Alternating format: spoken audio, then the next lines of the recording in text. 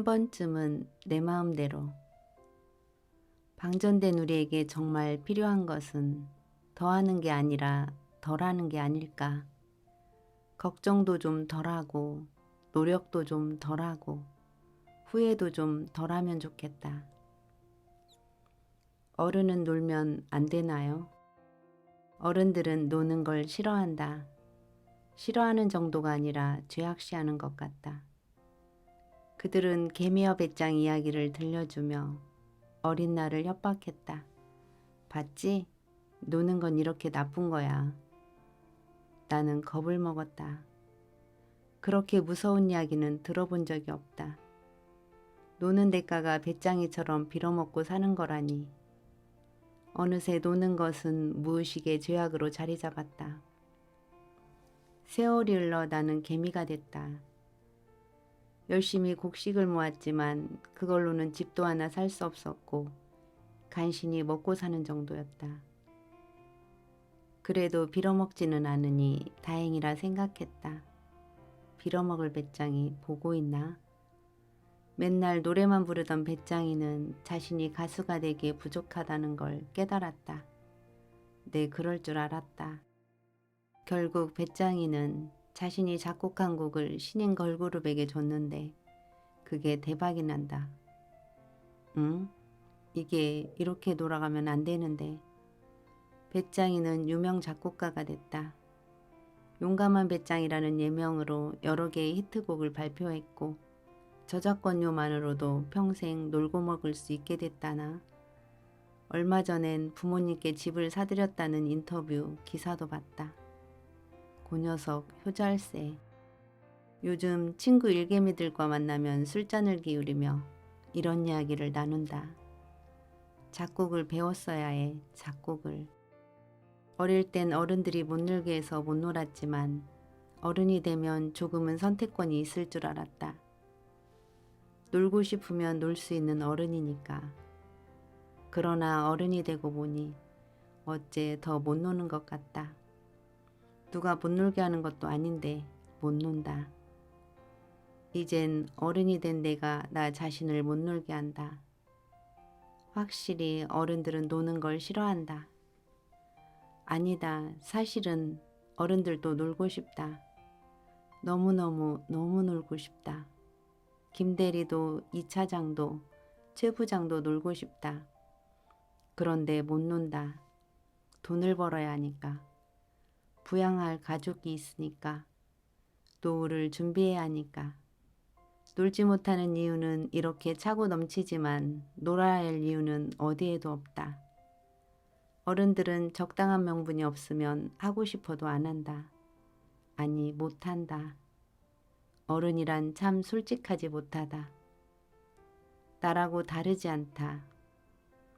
나 역시 놀고 싶었지만 놀아야 할 명분을 찾지 못해 계속 일개미로 살았다. 그러다 명분을 하나 찾았는데 그건 일하지 않아도 될 만큼의 돈이 있다면이었다. 그렇다. 그만큼의 돈을 벌면 마음껏 놀아도 된다. 열심히 일한다. 부지런히 저축한다. 그리고 많은 시간이 흘러 깨닫는다. 티끌은 모아도 티끌이구나. 나는 결국 놀지는 못하겠구나. 노인이 돼서 일하지 못하게 됐을 때야 놀겠구나. 종로에 있는 탑골공원에 앉아 비둘기밥이나 주면서 아, 재밌겠다. 늙어서 놀면 무슨 소용인가. 나는 지금 놀고 싶은데. 내가 처음에 찾은 명분은 나에게 너무 어려운 숙제였다. 미션 임파서블. 다른 명분이 필요했다. 사회생활을 하다 보면 좋은 걸 배우게 된다. 명분은 나중에 만들면 된다는 것 말이다. 명분이 없어도 원하는 일을 꾸민다. 윗사람끼리 만나 술을 마시고 사우나도 같이 가고 뭐 그렇게 말을 맞춰놓고 남들 보기에 괜찮은 명분을 만들어서 내세운다. 이런 이유로 이 회사에 일을 맡기기로 했습니다.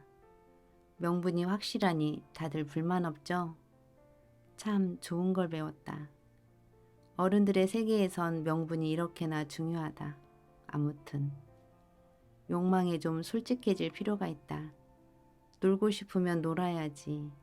명분은 그 다음에 찾자. 그렇게 놀면서 찾은 두 번째 명분은 바로 올바른 방향을 찾기 위한 잠깐의 방황이었다. 명분이 좋다. 그래, 이 정도면 다른 사람들 보기에도 설득력이 있다. 누구나 한 번쯤은 내가 어디로 가고 있는지를 고민하니까. 어쩌면 지금 내 방황의 이유는 모두 놀기 위한 명분에 불과할지도 모른다. 나는 그냥 놀고 싶은 거다. 참 대책 없는 어른이다. 여기서 잠깐, 우리 엄마에겐 비밀이다. 내가 놀고 싶어서 회사를 그만둔 걸 엄마는 모른다. 그냥 회사 사정도 어려워지고 그림 의뢰가 많아져서 그만둔 줄 알고 있다.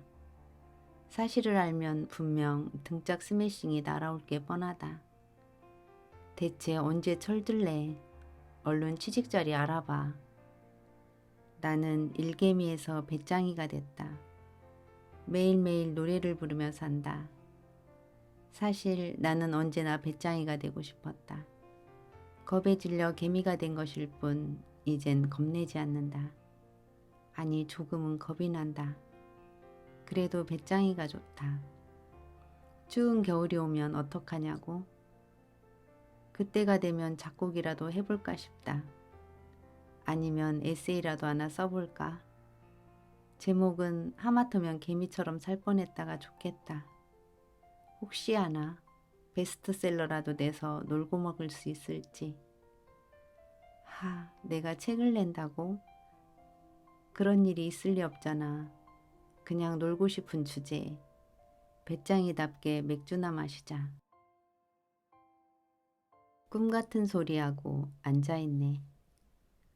성공한 연예인들의 에피소드를 듣다 보면 공통점이 하나 있다. 그들의 부모는 모두 자식이 연예인이 되는 걸 격렬하게 반대했다는 것이다. 이런 이야기야 워낙 많아서 누구의 부모가 그랬다고 콕 집어 말할 것도 없다.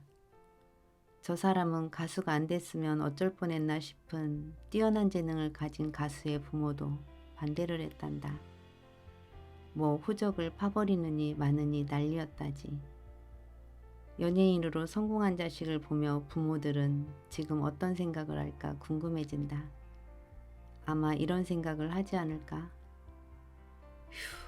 그때 우리 애가 내 말을 안 들어서 정말 다행이야.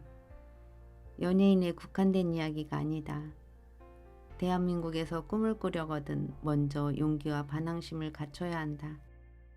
제일 먼저 부모의 말부터 거슬러야 하니까. 불효자가 되지 않고서는 자신의 꿈을 시도조차 할 수 없다. 꿈을 꾸면 이런 불효령이 떨어진다. 쓸데없는 짓 하지 말고 공부나 해. 공부 빼고는 다 쓸데없는 짓이다. 이런 분위기 속에서 아이들이 꿈을 꿀 수 있을까? 자신의 꿈이 뭔지 찾을 기회조차 박탈당한 채 공부에만 매달리는 학생들, 오로지 공부라는 한 가지 길만 제시하는 어른들. 공부는 좋은 것이다. 문제는 대한민국의 교육 시스템이 오직 좋은 대학을 가기 위한 교육을 한다는 데 있다. 좋은 대학을 왜 가야 하냐고? 그래야 좋은 직장에 갈 수 있다고 하니까. 물론 요즘엔 좋은 대학만으로는 어림도 없다. 성적 외에 이런저런 스펙을 쌓아야 한다. 공부만 하다가 인생 끝날 판이다. 초중고 12년과 대학 4년 플러스 알파까지 20년간의 공부와 스펙은 오로지 입사를 위한 것이다. 회사 밖에선 별로 쓸모가 없다. 우리는 철저하게 회사인간으로 교육받는다. 그러니 어떻게든 회사에 들어가야 한다. 그런데 이게 웬일 취업할 곳이 없단다. 간신히 일자리를 구한 이들도 고용불안과 과도한 업무로 고통을 호소한다. 정말 이러려고 공부했나 싶다. 부모님이 말한 행복이 이런 거였을까? 청년 실업 문제가 심각해지자 여기저기서 책임을 묻고 있다. 잘 알려진 대로 이건 누구 하나의 책임이 아니다. 정부, 교육, 부모, 사회에 공동으로 책임이 있다. 당사자인 개인에게도 책임이 있다. 너무 어른들 말을 잘 들은 죄, 용기 내서 반항하지 못한 죄, 자신의 인생을 남에게 맡겨버린 죄. 시대가 변했는데 여전히 교육은 변화를 따라가지 못하고 낡은 가치관을 강요한다. 꿈이 아닌 성공을 가르치는 교육 말이다. 그런데 요즘 갑자기 태도를 싹 바꿔 젊은이들에게 꿈을 꾸라고 말한다. 마음껏 꿈을 펼치라고. 마치 한 가지 길밖에 없다는 듯 대기업과 공무원 시험에 매달리지 말고 자신의 꿈을 향해 나아가라고. 맞는 소리임에도 이 말이 공허하게 들리는 이유는 우리 사회가 꿈을 꾸고 이루는 것이 어려운 정답 사회이기 때문이다. 우리 사회는 정답이 정해져 있다. 그 길로 안 가면 손가락질 받는다. 애초에 꿈을 꾸지 못하게 한 것도 꿈을 꾸며 조금만 다른 길로 가려 하면 온갖 태클을 거는 것도 어른들이었다. 전반적인 사회 분위기가 그랬다. 이런 분위기에서 꿈을 꾸라니요. 꿈을 꾸라고 말할 때는 언제고 이제 와서 왜 꿈이 없냐니요. 그런 이유로 꿈을 가지라고 말하는 것이 조심스럽다. 대한민국에서 꿈을 꾼다는 게 어떤 것인지 알기 때문에. 꿈을 가지라는 것이 도전정신이라는 이름에 또 다른 스펙을 강요하는 건 아닐지 염려스럽다. 그래서 함부로 그 말을 못하겠다. 마음껏 꿈을 펼치는 게 가능한 세상이 됐으면 좋겠다. 진심이다. 그리고 무엇보다 특별한 꿈이 없어도 행복하게 살 수 있는 세상을 꿈꿔본다. 먹고 사는 게 뭐라고. 사지는 못하고 회사 다닐 때 인터넷 쇼핑을 참 많이 했다. 회사에서 지하철에서 집에 와서까지 시간이 날 때마다 인터넷 쇼핑을 했다. 그곳은 공간에 제약이 없다. 나는 동해 번쩍 서해 번쩍 이 쇼핑몰 저 쇼핑몰 거침없었다. 아, 이렇게 아름다운 신발은 본 적이 없어. 아니 이건 내가 찾던 스타일의 가방이잖아. 이건 꼭 사야 해. 매일 둘러보는데도 사고 싶은 물건들이 어쩜 그리 많은지. 나는 걸신 들린 사람처럼 물건을 장바구니에 쓸어 담았다. 바로 구매하지 않고 장바구니에 담아놓는 건 현명한 소비생활의 시작이다. 시간을 두고 고민한 후 구매해도 늦지 않으니까. 솔직히 장바구니에 물건을 담아놓는 이유는 현명한 소비고 나발이고 돈이 부족해서였다. 월세, 관리비, 적금, 통신비, 교통비, 식비. 월급에서 그달에 꼭 필요한 비용들을 제외하고 나면 쇼핑으로 쓸 돈이 항상 부족했다. 그런데도 사고 싶은 물건은 넘쳐나니 일단은 장바구니에 담아놓는 수밖에. 그렇게 장바구니에 담아놓으면 안심이 됐다. 지금 당장은 못 사더라도 나중에 돈이 생기면 살 수 있으니까. 그 돈이 영원히 안 생긴다는 게 함정이지만 일단은 끓어오르는 무력을 조금이나마 잠재울 수 있었다. 담아놓고 오래 보다 보면 흥미가 떨어지는 물건도 생겼고 한편으론 못 사는 게 아니라 신중하게 구매 결정을 하는 것이라는 착각도 들어 스스로 대견하기까지 했다. 장바구니가 없었다면 나는 파산했을지도 모른다. 고마워 장바구니. 장바구니에 물건을 담아놓는 건 돈이 들지 않으니 별 문제가 없었다. 문제는 사지도 않을 물건들을 열심히 찾아 담고 고민하고 수시로 체크하는 데 드는 시간과 에너지가 엄청나다는 것이었다. 그 시간과 에너지로 그림을 그렸다면 세계적인 작가가 됐을지도. 그럼에도 나는 매일 인터넷 쇼핑을 했다. 더 정확하게는 인터넷 인도 쇼핑이다. 가끔 장바구니에 물건이 어마어마하게 쌓여있는 걸 보면 내 탐욕의 민낯을 마주한 것 같아 소름 끼치기까지도 했다. 스스로 욕심이 없는 편이라 생각했는데 장바구니를 보면 욕심 그 자체였다. 그중 몇몇 상품은 품절되어 화면에 구매 불가라고 뜨는데 신기한 건 그렇게 갖고 싶다가도 품절이 되는 순간 금방 포기가 된다는 점이었다. 그런 걸 보면 장바구니에 담은 물건들이 정말 필요한 것은 아니었던 모양이다. 이건 어차피 못 사는 거니까 끝. 하나도 아쉽지 않고 오히려 품절한 내가 고맙게 느껴지기까지 했다. 뭐지? 이 홀가분한 기분은? 혹시 이 순간이 오기를 기다렸던 것일까? 왜 영화를 보면 악당이 주인공 손에 죽어가면서 이런 대사를 하지 않나?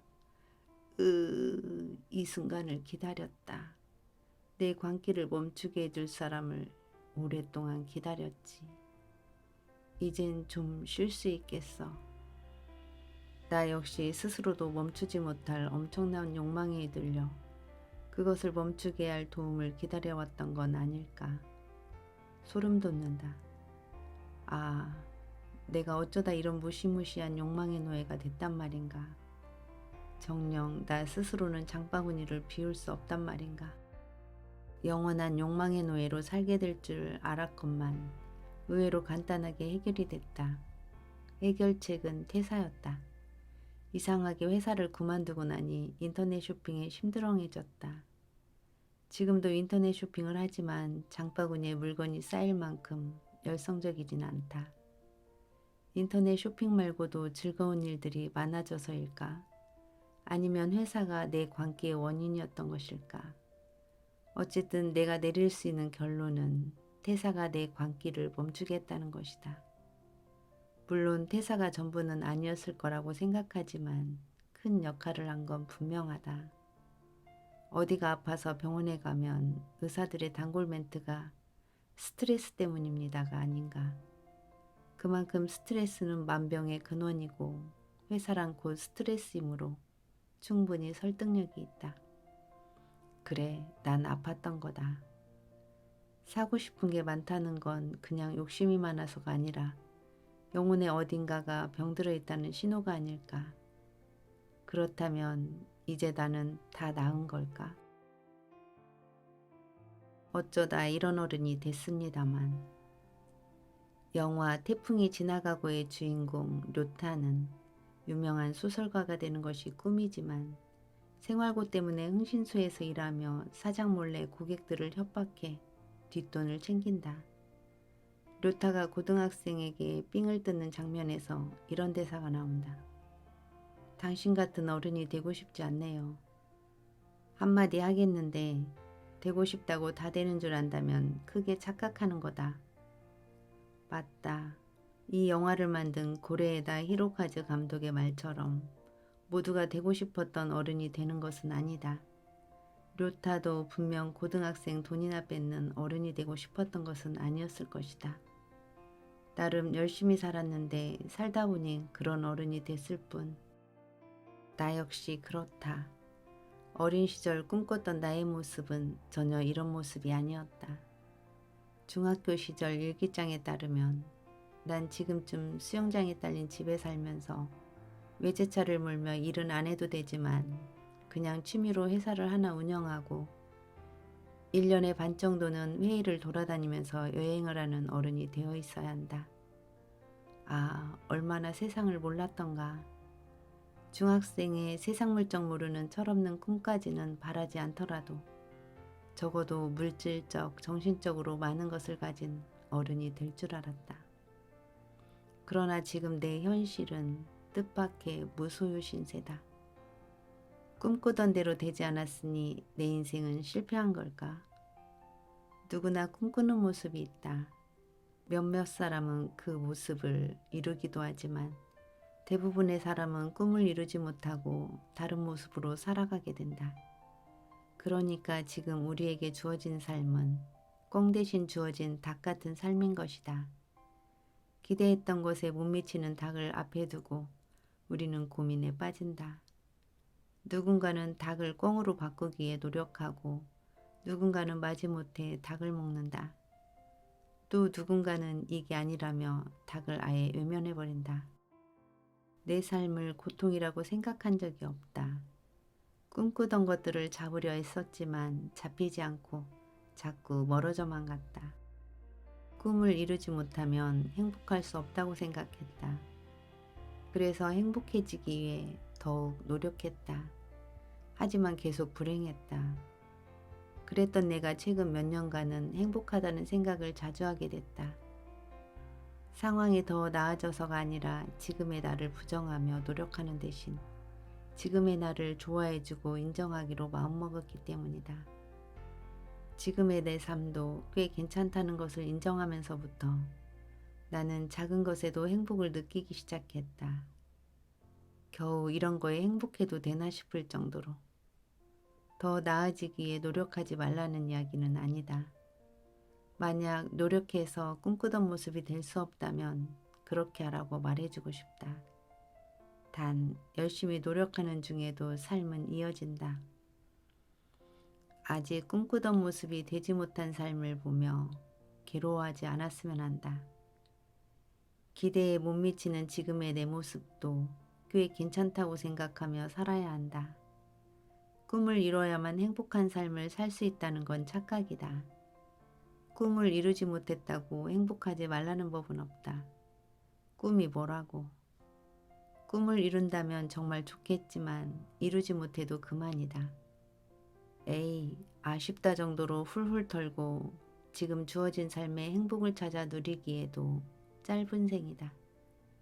꿈꾸던 대로 되지 못했다고 실패한 인생은 아니다. 실패한 인생이란 없다.